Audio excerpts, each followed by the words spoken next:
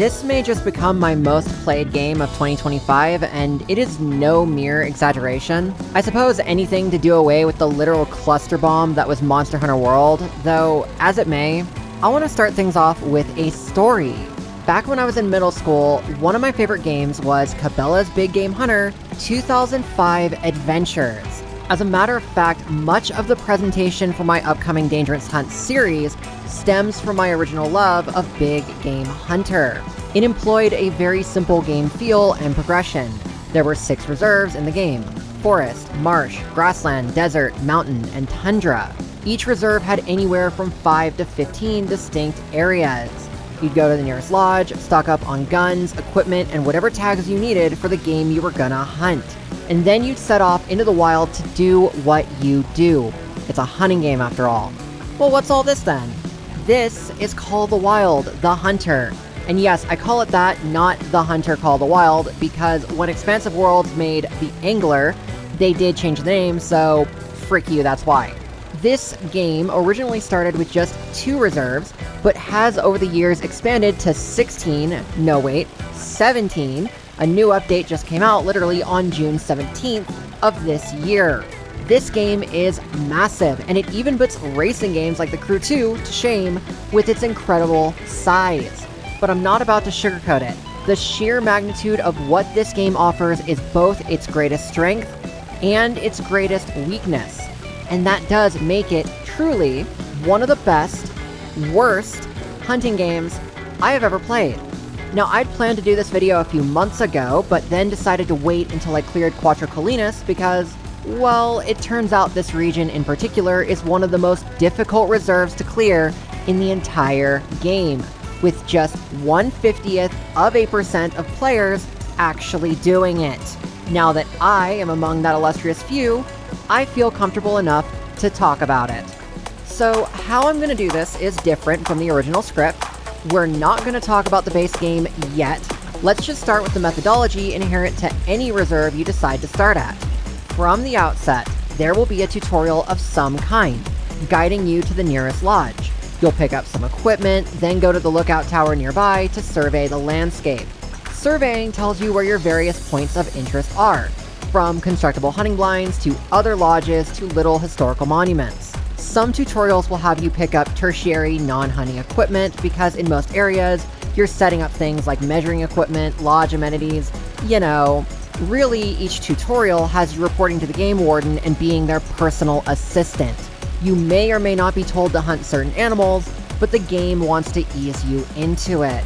As you go throughout a reserve's many areas, you will encounter animal tracks and need zones. Need zones are basically where an animal eats, drinks, or sleeps. You want to find as many of these as you can before finishing the tutorial because it's going to help you later. Anyway, the stories of each reserve can be a bit heavy-handed. For example, Yukon Valley is about wildfire recovery, Silver Peak is about a mining conspiracy, Quattro Colinas is about genetically altered wolves for some reason, and Park Fernando has you literally helping a fascist wannabe dictator secure water rights by luring her political enemies into a series of unfortunate accidents. I am not making this shit up. But once you finish the tutorials, that is when the game actually opens up.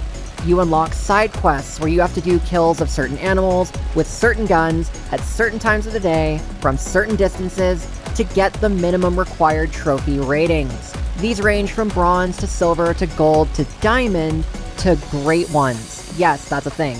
Not to mention there are other side missions where you do other things, like taking pictures of animals or places, or putting up even more equipment at various locations. But what makes this game different from a game like Cabela's is this is an open world.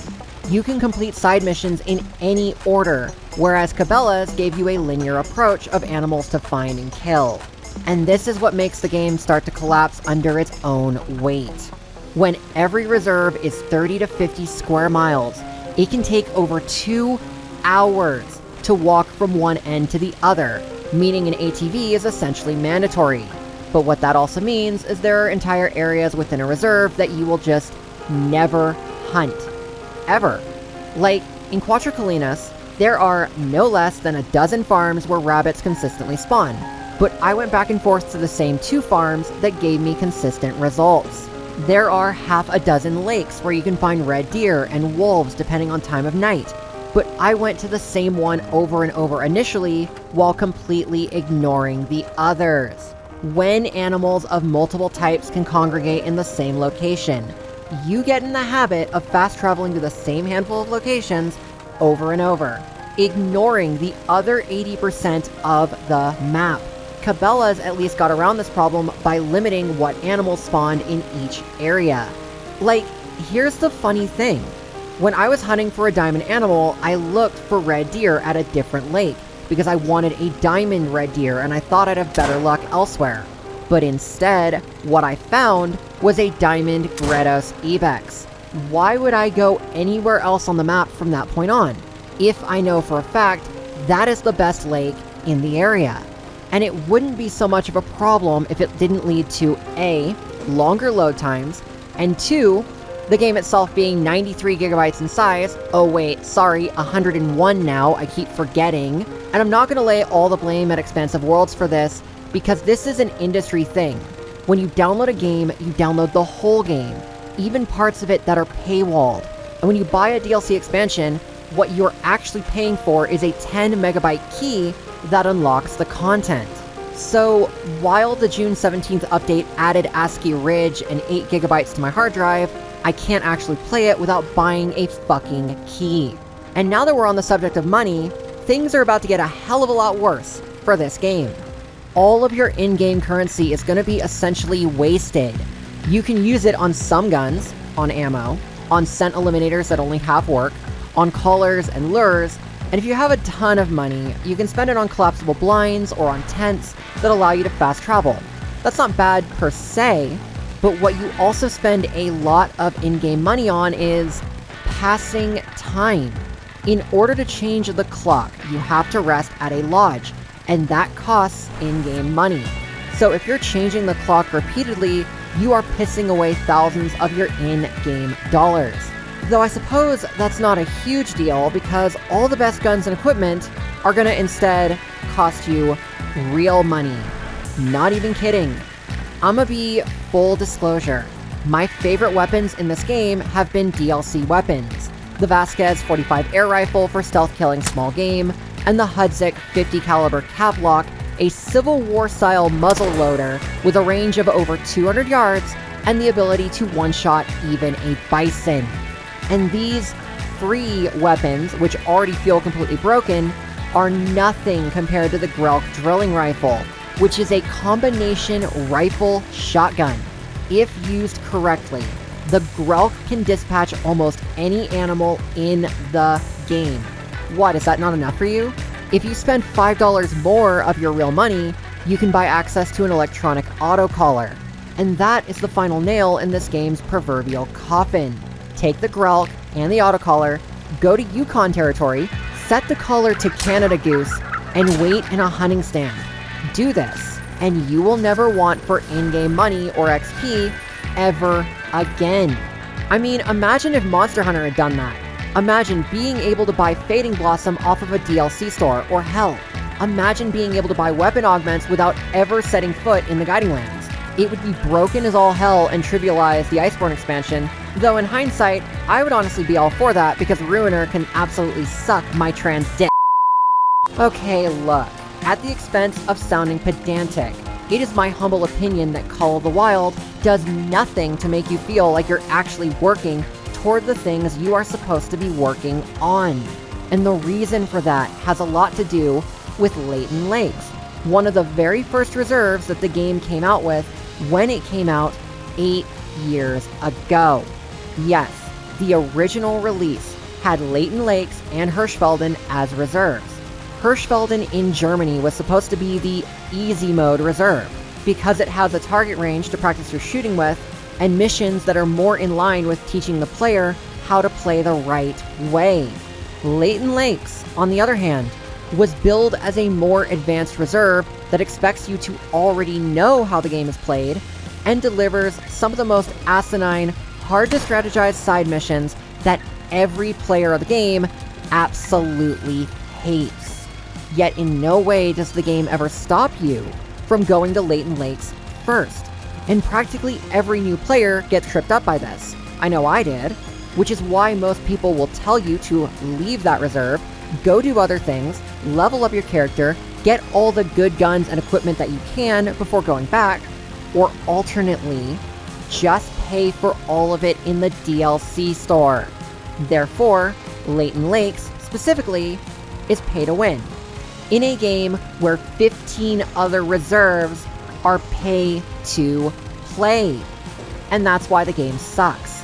It's like the devs pulled a No Man's Sky, but instead of Sean Murray giving you everything for free the last 8 years, whoever the director is over at Expansive Worlds / Avalanche Studios decided that nickel and diming the player for those same 8 years was somehow the better strategy. I can say all this, having put 233 hours into the game, with maybe 30% of that time being me just sitting around waiting for animals to show up, and another 30% being me driving from one end of any given reserve to another.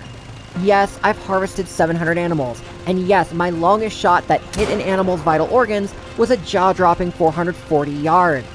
For what it's worth, I had my fair share of moments that made me jump out of my chair going, holy fuck, did I just pull that off? Which is a lot more that could be said of Monster Hunter World, where I had my fair share of moments that made me jump out of my chair, yelling, fucking finally, I never want to do this again. So, yeah, it is still the best, worst game I have ever played. As I said from the beginning, I have so much content fodder from this game that all summer you are going to be seeing clips and reenactments of some of my favorite moments.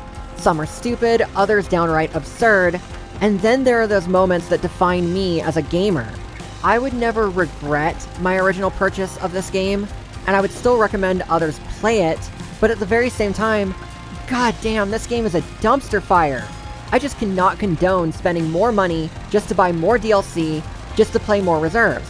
It's unconscionable. It is actually like Iceborne almost, because with Iceborne, that DLC costs more than the base game and cannot even be played until the base game is beaten. Fucking developers, man. Honestly, I think that's all I want to say. I am at a point where I'm probably done with it and will uninstall once this video is up on my channel. And really, if Call of the Wild had focused more on being a linear experience, like if they had focused instead on having many different smaller reserves in the base game, like Cabela's Big Game Hunter, I think I would have seen things a lot more favorably, but they didn't, and here we are. Thank you for watching.